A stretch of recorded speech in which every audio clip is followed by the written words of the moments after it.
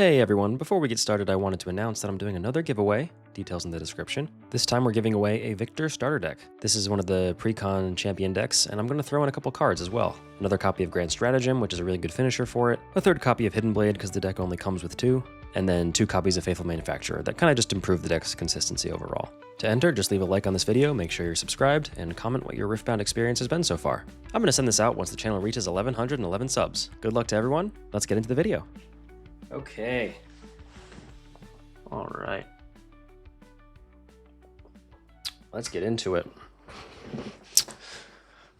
All right, people. So this is going to be a new series. I'm going to do a midweek market watch of all Riftbound cards, and I'm going to try to make this video pretty brief and try to keep it around the 10-minute mark. So we have to kind of jump right into it. First thing I want to look at is sealed products. So let's go over here, and this website is called Magical Meta. Really cool site.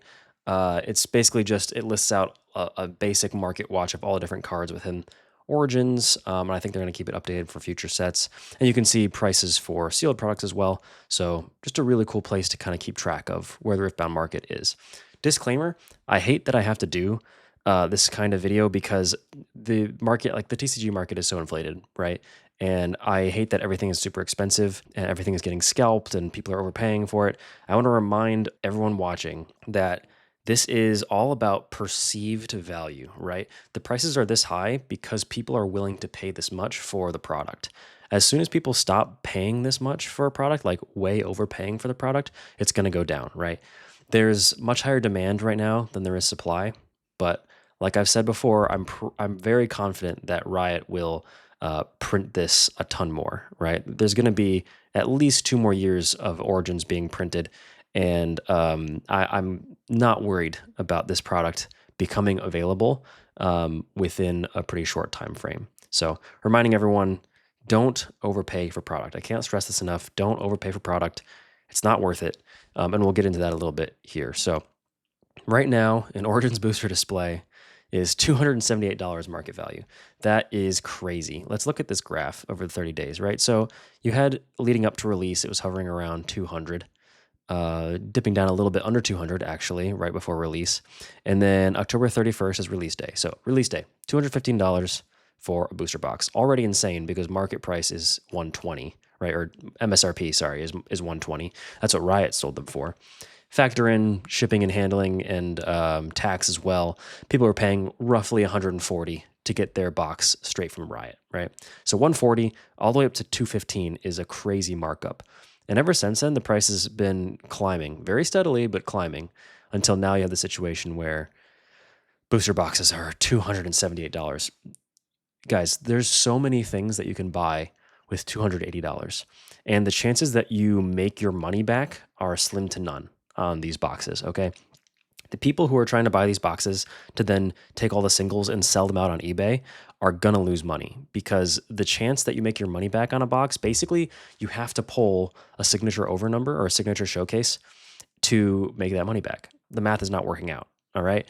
Most of the cards in these boxes are not even close to being worth $100. You pull one Deadbloom Predator, that's about 100 back off of the 280 that you paid for it. Everything else, maybe you get lucky and get another couple of $20, $30 cards. You're not going to get close to $280. So all this to say, do not pay this much for a booster box. I'm begging you. Wait for it to go down. They're going to keep printing it. There's a second wave coming later this year. My local game stores have talked about this. They're taking orders in for second wave from distributors. You can just be patient. Just bear with Riot as they print this product and it'll be out. In the meantime, just watch people play online. You can play online yourself through TCG Arena and Tabletop Simulator, fully free, right? You can experience the game that way. Just wait for prices to come down and eventually you'll get your hand on physical products. Yeah, this is insane. So booster display case, insane prices, $1,700, ridiculous. Booster packs, $15.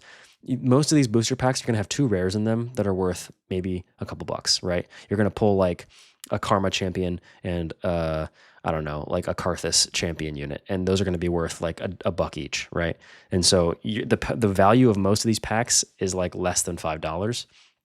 So charging 15 is insane. Do not buy boosters for that much. Okay, let's talk about cards. Let's talk about some movers. So In the high value category, and these are cards that are worth $20 or over. Right now, what I'm looking at, I'm filtering for 1 week of a date range, and I'm also filtering out sealed product because we don't want to count sealed product into the things that are moving. High value movers are at the top of the list. We have the GG Easy Teemo, right? This is the special promo Teemo that comes in Nexus Night packs, and it's pretty hard to find. I have not seen it pulled yet. I have heard of people in my vicinity pulling it, and they sold it right away to make the money back, and as they should, because I do not think that this card is going to stay where it is. Let me sip my chai for a second.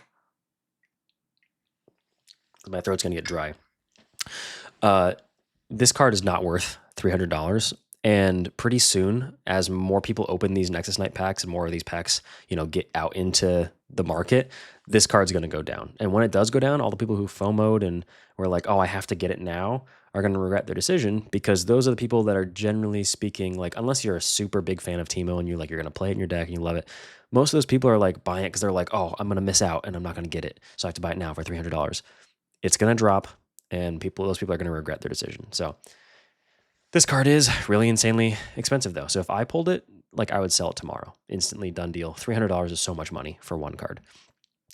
Other top 10 gainers in the last week. So Kaisa, Misfortune, and Ari. So this Kaisa is the signature version, already up to 1,500. It's crazy. And that's because, Kaisa's the best deck, and people want to play the best deck with a signature over number kind of there. And sometimes it's collectors. They just want to have the Kaisa signature card and just put it into a slab or keep it in a case and make it look really cool. So I understand it. I really like the Kaisa card. I think it is beautiful, and it's one of the best artworks of all the signature over numbers, in my opinion.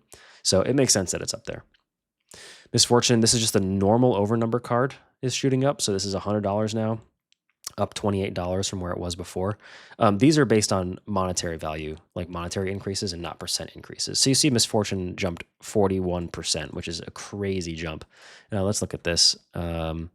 Yeah, she was hovering around $70 for the last couple of weeks, and then boom, just shot up in the last 5 days or so, up to about 100 now, which is insane.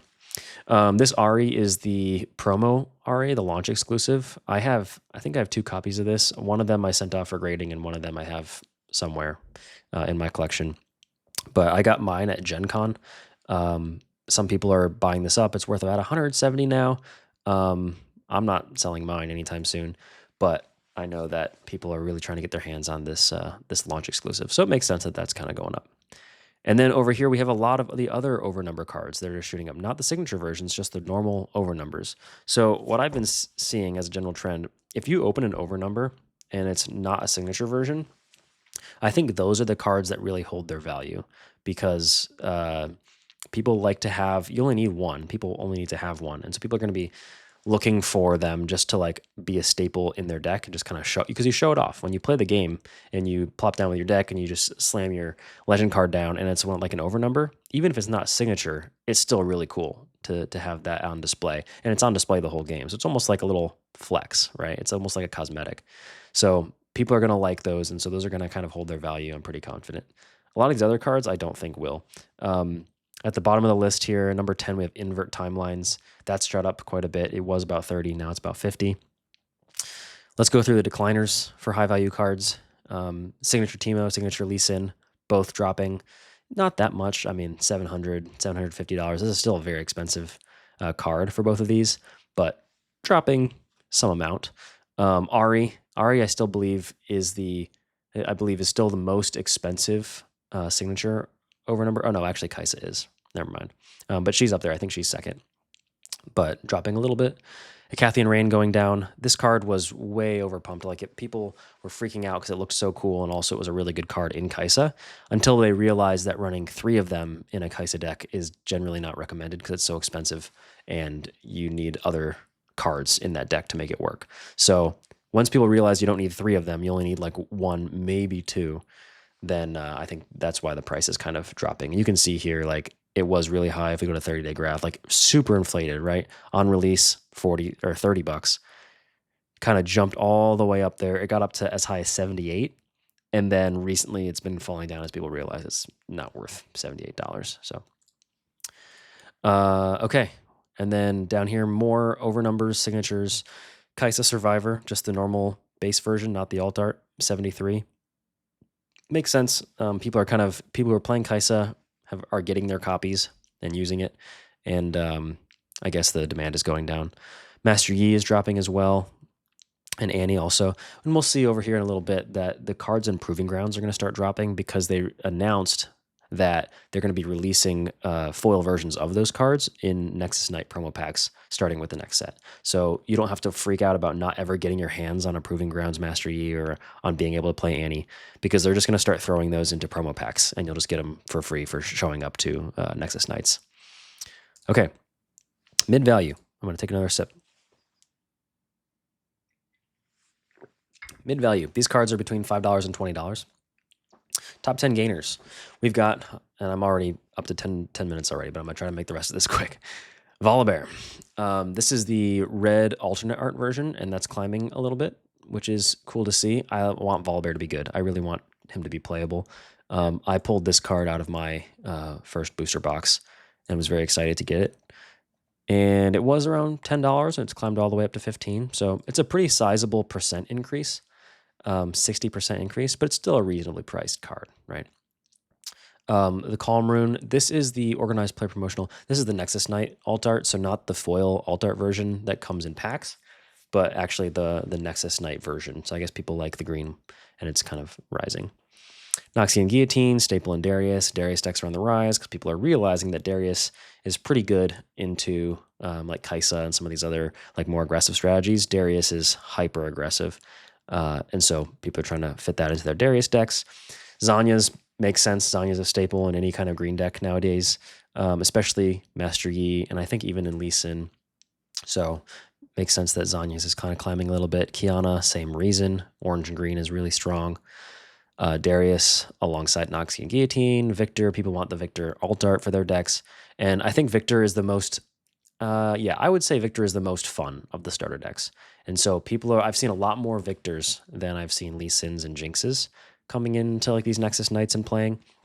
So I think that it makes sense that his alternate art is climbing because people want to just, have that alt art for their deck.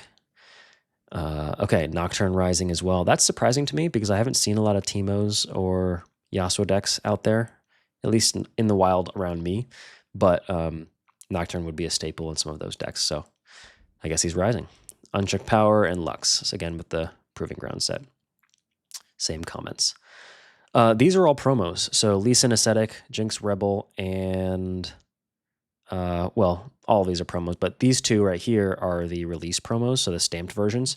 I saw these going for like $30, $40 on eBay, but according to TCG Player, they're only worth like $6 at max 12. So I don't know what's up with that, but here we are. So Lee Sin, Blind Monk, and Misfortune Bounty Hunter, Kaisa, these are the legend cards that came from release events, and so the only difference is they have a little promo, like the word promo above their like rare gem at the bottom. So they have that little distinguisher that sets them apart. But other than that, they're the exact same as the legend cards that you can find in packs. So really inflated. The normal version's like $1 for each of these.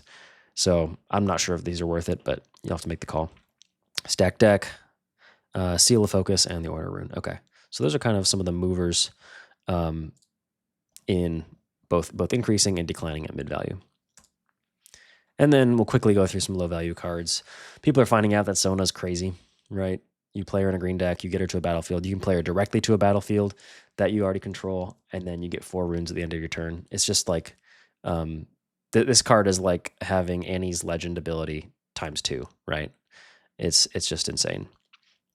So yeah, she's climbing up in value. I clicked the wrong thing. There we go. Lecturing Yordle, becoming more of a staple in Kaisa because it's a free draw and it has tank.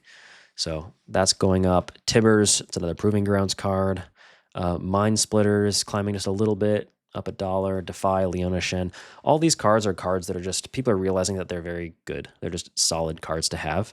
And they're cheap. So you can buy 3 copies of them for not that much money and just slot them into whatever deck has those colors in it. So those make sense to me. Void Seeker, declining a little bit. I have 3 copies of Void Seeker in my Kaisa deck, and I think it's underperforming to the point where I'm probably going to switch it out pretty soon. The fact that it only targets units out of battlefield just makes it sometimes not worth it to play.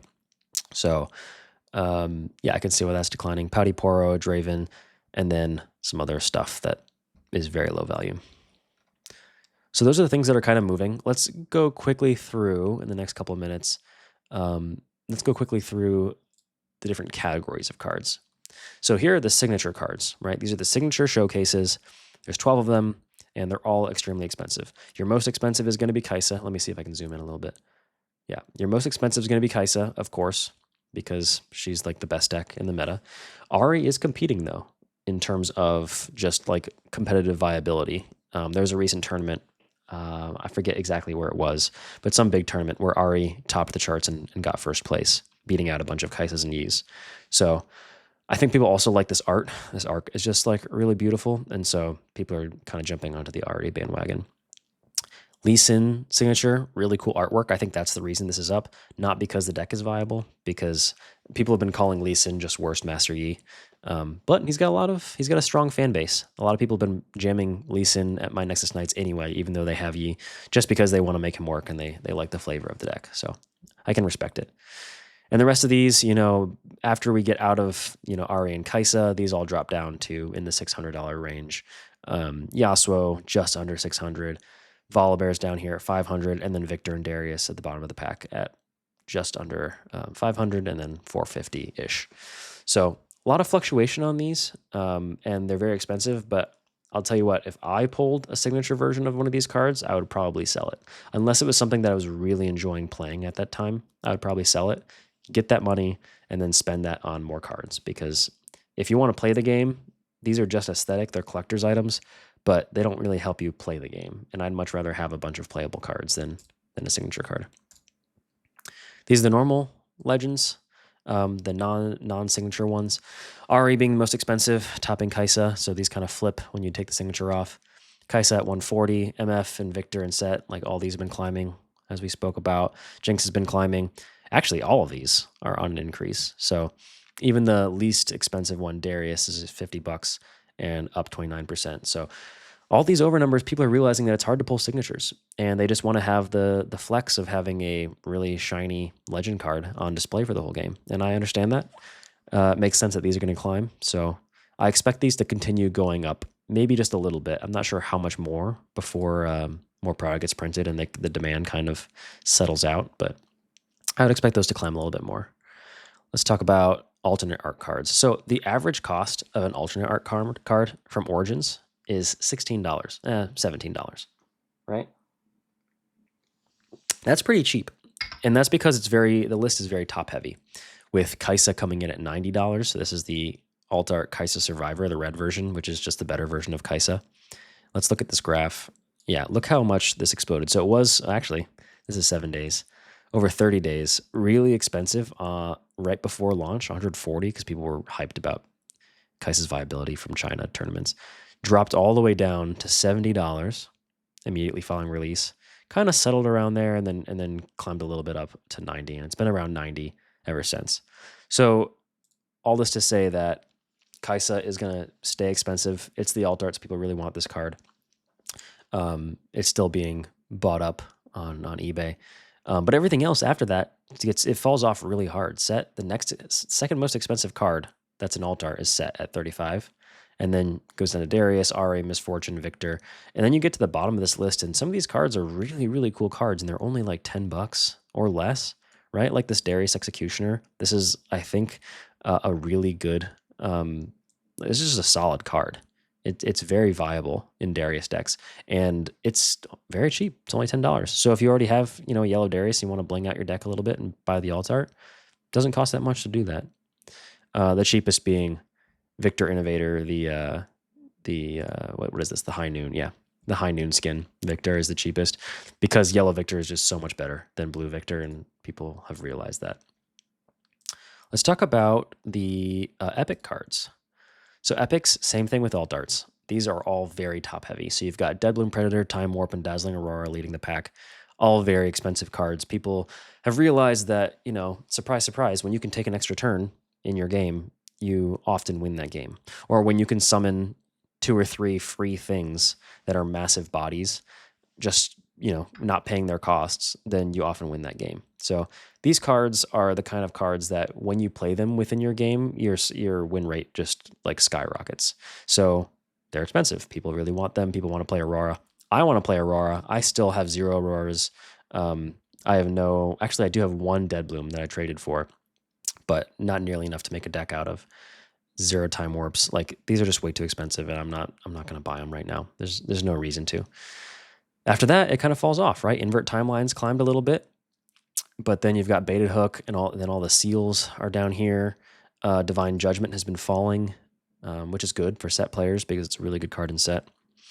You've got Unchecked Power down here. The blue seal is clearly, I think that's the worst seal. Oh no, the orange seal is the least expensive. And I think that's because the orange decks that are being played are the Aurora decks. And when you can cheat out minions for free with Aurora, you don't really need to have a seal in your deck. So that's why this is the least expensive seal. And then down here at the bottom, you've got Master Yi, you've got the Epic Champions here, Annie, Garen at $2. Poor Garen. This champion card, is a strictly worse version of the yellow Darius that we saw. Look at Garen. 6 cost and 1 rune for 5 might. Other friendly units have +1 might. And then let's go back up to yellow Darius. Where'd he go? Oh, Alt Art Darius. He's over here. Yeah, nope. What am I doing? Here we go. And then compare Garen with him. 6 cost, 1 power, has 1 extra might. Other friendly units have +1 might here. But he also has Legion when you play me, ready me, which is a very, very strong effect. So this yellow Darius is just a strictly better version of Garen. I don't know why they would do that and just make Garen just like a weaker version of a card that already exists, but poor Garen's at the very bottom of the price lists. Let's talk about the rares. Now, rares are a very similar story, but even more so, because you've got 1 card that pumps this average price up tremendously, and that is Thousand-Tailed Watcher. Thousand-Tailed Watcher is far and above the best rare card in Proving Ground, in Origins. It's not close, right? Everyone wants to run this card. If you're running a deck with blue, you want to have at least 2 copies of Thousand-Tailed Watcher in it because it's so good. After that, it just falls off. Zanya's Hourglass is at 16. Kiana's at 13. Falling Star, excellent card, by the way. If you're running a red deck, Falling Star is probably 3 times in your red deck, almost all the time. Very good card, and it's only $12. Same with Darius Trifarian. Just one of the best units that red has available to it. A super aggressive card that comes out potentially ready if you can just pay another cheap card and get it out there. And it's only $12, $11. So really solid. People want to play that card. All this stuff, it falls off pretty quick. Sabotage is solid, and it's only $6. Fiora is really good and set, and it's only $5. Mind Splitter we talked about earlier. So the rare cards are pretty cheap in this game, and I like that, because if you want to be going in and just playing casually with your friends, you can easily pick up some of these rare like staple pieces for your deck for a couple bucks here and there, and make your deck a little bit better. And so I think that's really great for the game. And I'm glad that prices are kind of settling at this low price point so that the game is more easily accessible. It's only the ultra crazy cards like Aurora and Dead Bloom and like White Flame that are really, pumping up prices for this game. Signature spells, Icathian Rain, again, it's fallen, but it's still kind of expensive. Same with Showstopper. Showstopper's actually been going up, and Zenith Blade, Bullet Time, and Mega Death Rocket have all been going up because people are trying to play other decks that are not Kaisa and not Yi, and they're realizing that, MF, actually pretty good. Jinx, really, really good. But the problem with those decks is that you really do want to have a couple of copies of their signature spells in that deck because of how good it is. So people are looking for them. Same with Siphon Power. Foxfire's up here. Highlander at the very bottom. Highlander is just a worse version of Zanya's Hourglass. And so that's why this is so cheap, even though it's in Origins. It just doesn't, it's no better than Zanya's. So people aren't running it. And what else? And then lastly, we'll talk about runes. So rune cards, these are the promo runes that come in Nexus Knight packs. They're all hovering. I mean, Calm is really high. It's $20. I don't know why the green one is so much more expensive. But red is also up there. Mind is up there. Then these other ones are 12, 13. So, they're just standard alt art runes, but they're cheaper. I think generally they're cheaper than the main alt art ones that come in packs. Yeah, like these have all settled up pretty expensively. So, but these are foiled, and sorry, not only foiled, but they are textured. The ones that come in Nexus Knight packs are foiled, but they don't have really texture on them. They're kind of smooth on the top. These have like a really cool texture to them, and they're very shiny. So these are harder to find. People want to take these and like bling out their decks so that they have like a full set, which makes sense, but it's really expensive to do. And we have Fury and Mind at the top because, let's say it all together, because Kaisa is the best deck. Like everyone wants to have 6 Fury and 6 Mind alt darts to bling out their Kaisa deck, and that's why these are so expensive. This is going to change because once Spirit Forge comes out, once a few more sets come out and get released, and then the meta shifts a little bit, these runes are going to switch places around a lot as certain decks get more like ingrained in the meta, certain decks that come out as very strong. And then, you know, you might have I don't know, like an orange-yellow deck that becomes really, really popular next set, and then all of a sudden, orange and yellow are going to be the more expensive runes. That's just how these things are going to go. But for now, these are most settled around an average of 20 bucks, with blue and red being above that, and the rest of them falling below it.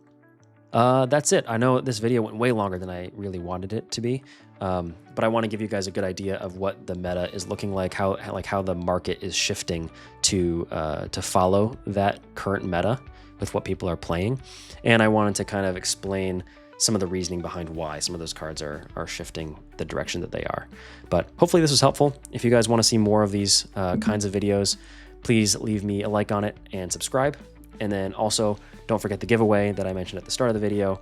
Make sure you look at the details in the description of this video so that you can keep up to date on that and be a part of it. So thank you guys so much for allowing me to do this, and I'll see you in the next one. Peace.